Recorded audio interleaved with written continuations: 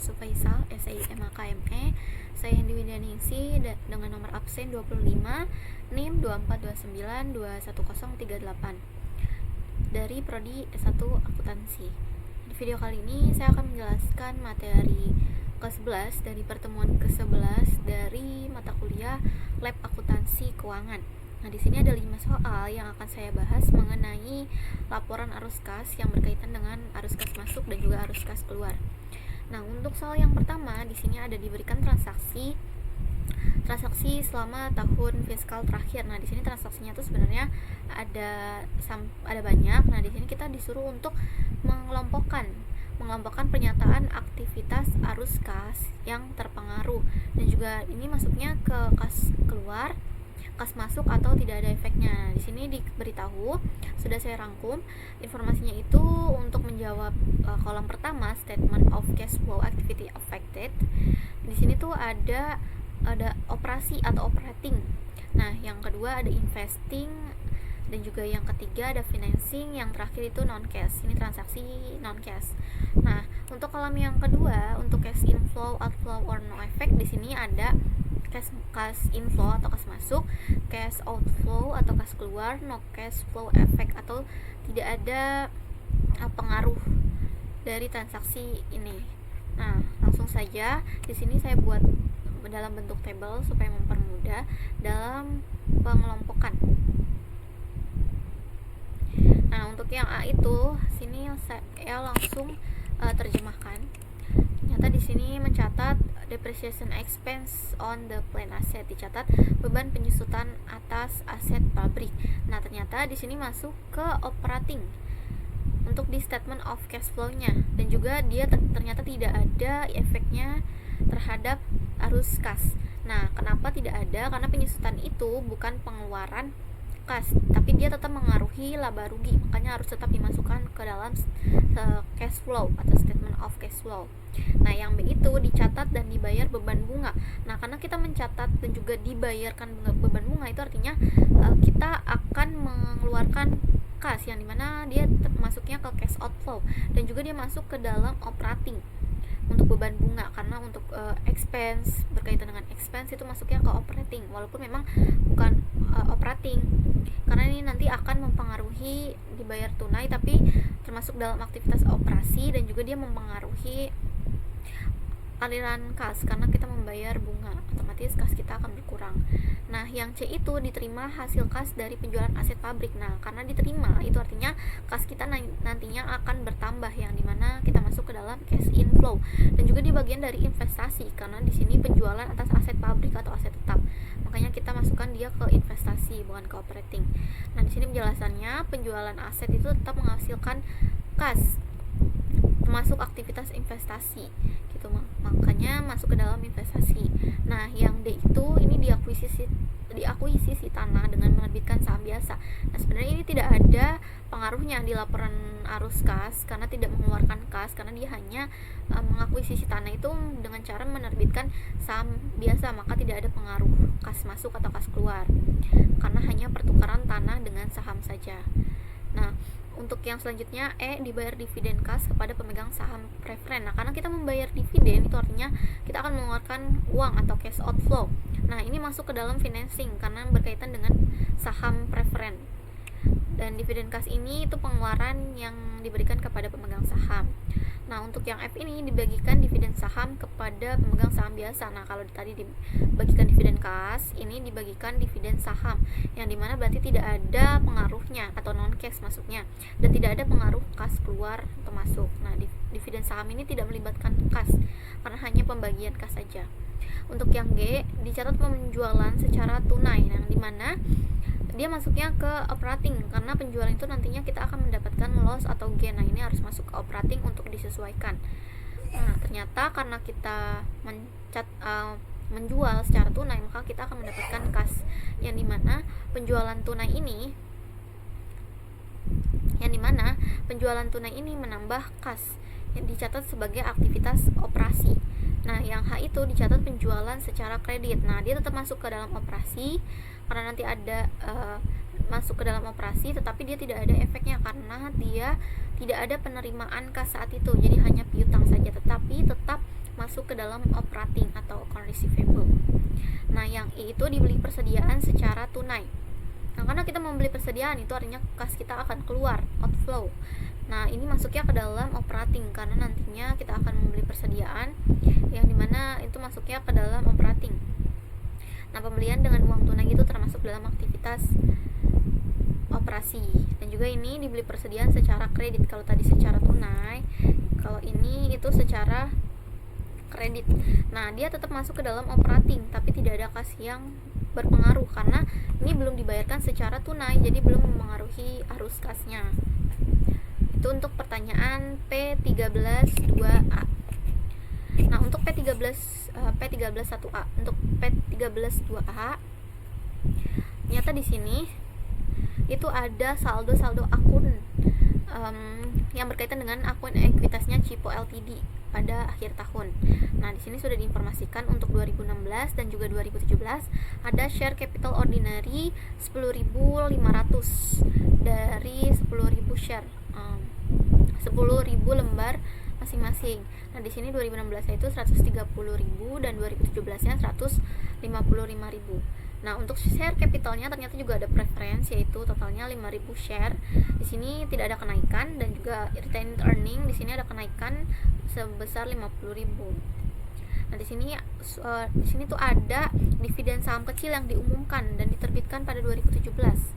Nah, pada tahun 2017 ini nilai pasar dari sahamnya itu 11.200. Nah, di sini ada kas dividen 16.000 baik pada tahun 2017 maupun 2016.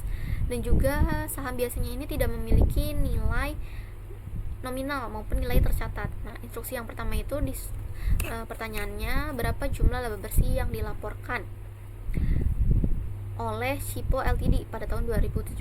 Nah, yang B itu tentukan jumlah arus kas atau arus kas keluar atau arus kas masuk yang berkaitan dengan akun saham biasa dan juga akun saham biasa dan juga dari dividen pada tahun 2017. Nah, yang C itu tunjukkan di mana masing-masing akun ini diidentifikasikan gitu. Nah, yang B ini diklasifikasikan dalam laporan arus kas.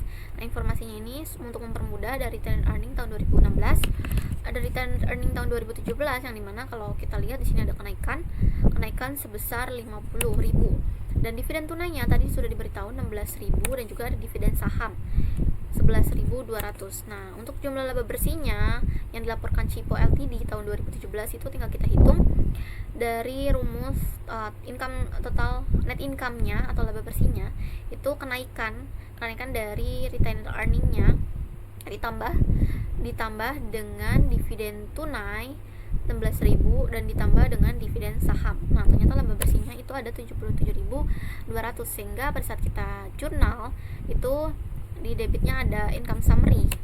Ini yang nantinya akan kita tutup dan juga kita menambah total dari return earning-nya sebesar 77.200. Nah, yang B itu menentukan arus kas masuk atau keluar yang terkait dengan saham dan juga dividen. Nah, di sini ordinary share-nya sudah dirangkum. 2016 itu totalnya 330.000 dan 2017 itu ada 155.000. Dan ternyata ada kenaikan dari 2016 ke 2017 sebesar 25.000. Nah, cara menghitungnya karena ini menentukan yang berkaitan dengan saham dan juga dividen, maka kita pertama tuh mencari dulu yang berkaitan dengan saham. Nah, kita tinggal kurangi aja dari kenaikan ini 25.000 dikurangi dengan saham dividen yang sudah diumumkan. Jadi kenaikannya sebesar 11.000, kenaikannya 25.000 kita kurangi dengan 11.200. Jadi untuk ordinary share-nya itu 13.800. Nah, karena kita info menerbitkan saham, maka kita mendapatkan cash di debit 13.800 dan juga kreditnya ada ordinary share capital karena kita menerbitkan maka bertambah senilai sama 13.800. Nah, yang kedua ini ada cash outflow karena pada saat informasi di atas itu ada yang namanya pengumuman dividen di sini. Pengumuman dividennya sebesar 16.000. Nah, itu harus kita jurnal langsung dari retained earning karena dividen ini kita ambil dari retained earning tentunya. Jadi di debit dia berkurang 16.000 dan juga dividen payable ini yang masih harus dibayar karena baru pengumuman aja belum dibayarkan 16.000. Nah, baru ini ada cash outflow lagi di mana Ini cash outflow-nya itu saat dibayar. Nah, di sini ada dividend payable. Dividend payable-nya itu dari yang cash outflow saat diumumkan. Jadi pada saat kita membayar, otomatis dividend payable-nya itu di debit karena berkurang 16.000, dan karena kita membayar maka kita mengeluarkan kas di sebelah kredit 16.000. Nah, itu untuk soal yang B. Nah, untuk yang C itu disuruh untuk mengklasifikasikan statement of cash flow. Nah, karena tadi ada tiga transaksi yang dimana yang pertama itu ada penerbitan saham tunai biasa senilai 13.800 dari sini. Nah, ini yang harus kita klasifikasikan. Ternyata dia masuk ke dalam financing activity karena ada kas masuk, pembayaran saham tunai biasa menggunakan cash. Dan yang kedua itu pembayaran dividen tunai 16.000. Itu karena kita membayarkan dividen maka kas kita akan keluar, yang dimana masuk ke dalam financing activity yaitu outflow. Dan juga ada yang terakhir share dividend, di sini non cash karena dia tidak mengeluarkan uang, dia hanya menerbitkan saham saja senilai 12.200. Nah, ini tuh non cash, dicatatnya terpisah di laporan keuangan nanti. P13.2A sudah terjawab. Nah, selanjutnya itu ada P13.3A. Nah, di sini ada Toby ZNV atau perusahaan Toby ZNV. Nah, untuk perusahaan ini itu laporan laba ruginya ada di sini. Ada sales revenue 7.500, terus ada cost of goods sold-nya dari beginning inventory, terus ditambah dengan purchase, baru nanti ketemu biaya yang siap untuk dipakai 6.300.000, kemudian dikurangi dengan ending inventory yang tercatat 1.400.000. Nah, ada total cost of goods sold di akhirnya senilai 2.600.000. Nah, di sini ada gross profit dari sales revenue dikurangi dengan cost of goods sold totalnya, jadi 2.600.000, dan baru dikurangi dengan operating expense 1.150.000 sehingga menghasilkan laba bersihnya 1.450.000. Nah, di sini ada informasi tambahan yang harus kita lihat. Ternyata akun piutang itu meningkat 200.000 selama tahun berjalan. Juga ternyata inventory-nya itu berkurang. Yang kedua itu prepaid expense atau beban di baris mukanya itu naik 175.000 selama tahun berjalan. Yang ketiga itu hutangnya untuk suppliers untuk membayar merchandise itu ternyata berkurang 340.000. Dan yang keempat itu utang beban yang masih harus dibayar menurun senilai 105.000. Dan yang terakhir operating expense atau beban operasi yang dimana termasuk beban penyusutan ini nilainya 85.000. Nah, instruksinya sendiri kita disuruh untuk menyiapkan beban bagian aktivitas operasinya dari laporan arus kas untuk tahun yang berakhir pada 30 November 2017 untuk Toby Z menggunakan metode tidak langsung. Nah, di sini sudah ada informasinya, kenaikan-kenaikan yang dari informasi tambahan ini. Nah, karena dia menggunakan metode tidak langsung, maka nanti jurnalnya statement of cash flow-nya ada caranya. Dan increase-nya itu tadi 200.000, terus decrease-nya 500.000 dan juga sebagainya. Nah, untuk menjadikan ini statement of cash flow atau laporan arus kas, nah kita catat dulu di sini net income-nya dari laporan laba bersihnya tadi 1.450.000 dari soal. Dan juga kita harus mengadjustment atau menyesuaikan rekonsiliasi dari laba bersihnya kepada kas bersihnya. Nah, di sini ada depreciation expense, informasi yang dari tadi yang ini operation expense include depreciation senilai 85.000.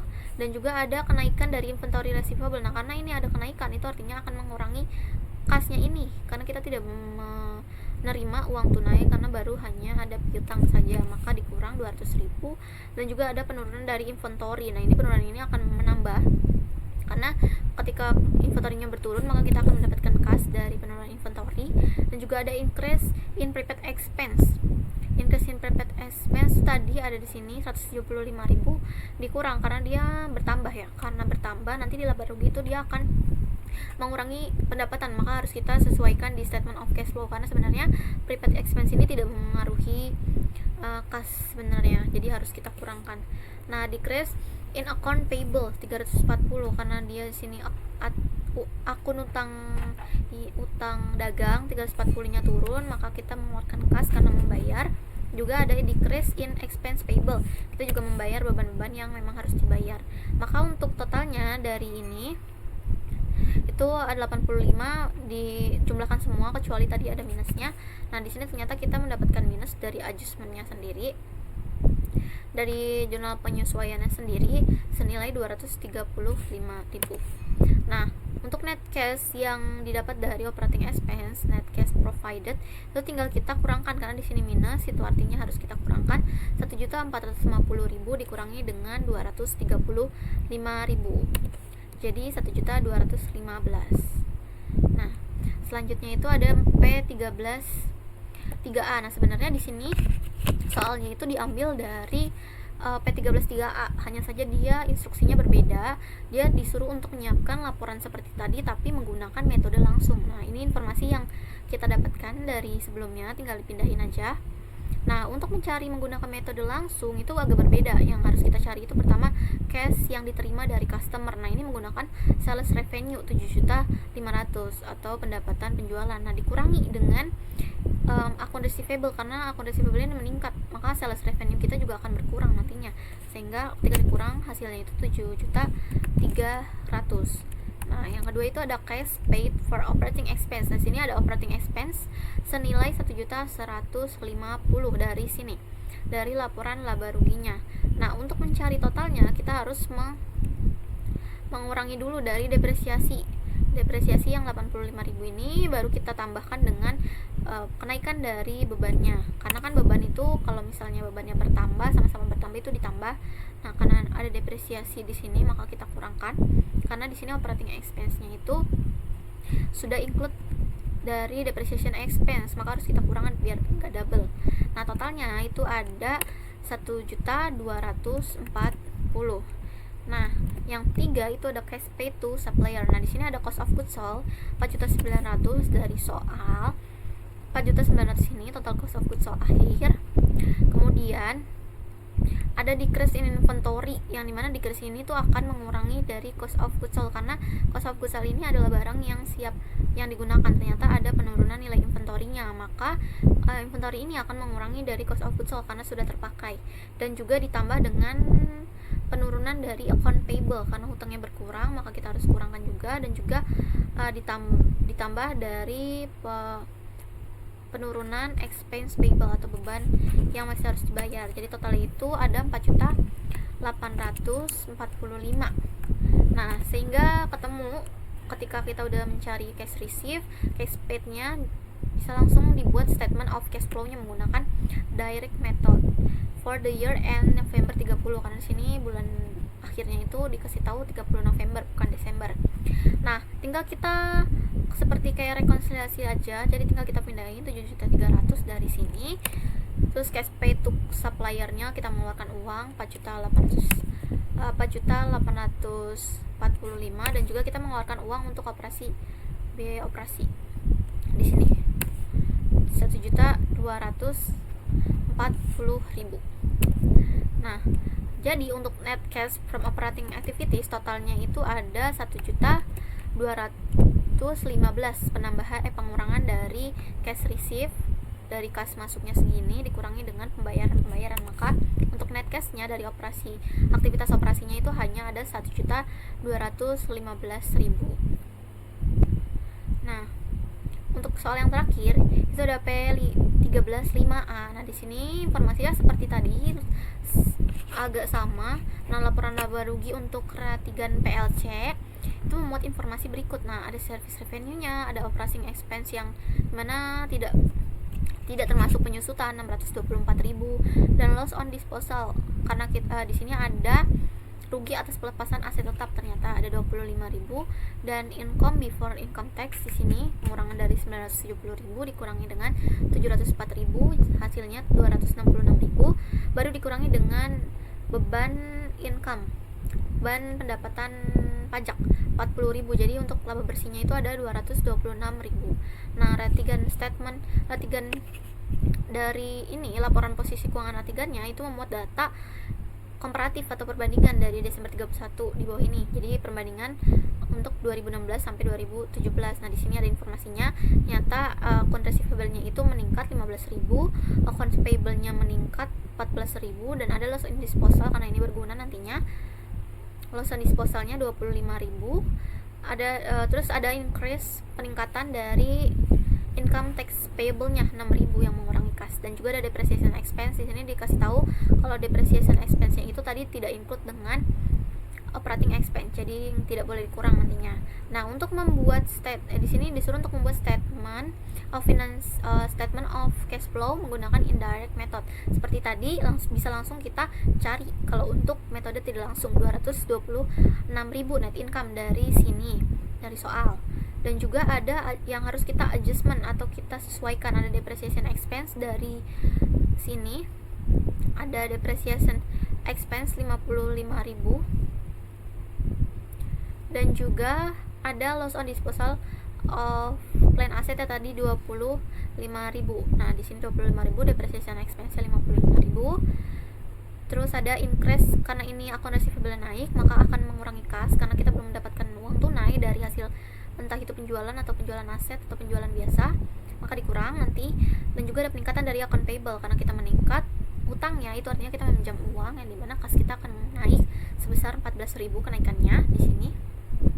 Dan juga ada peningkatan dari income tax payable. Nah, ini karena meningkat artinya kita mendapatkan uang lagi. Nah, untuk totalnya itu tinggal ditambah kecuali yang 15.000 ini yang harus dikurang. Jadi hasilnya itu 85.000.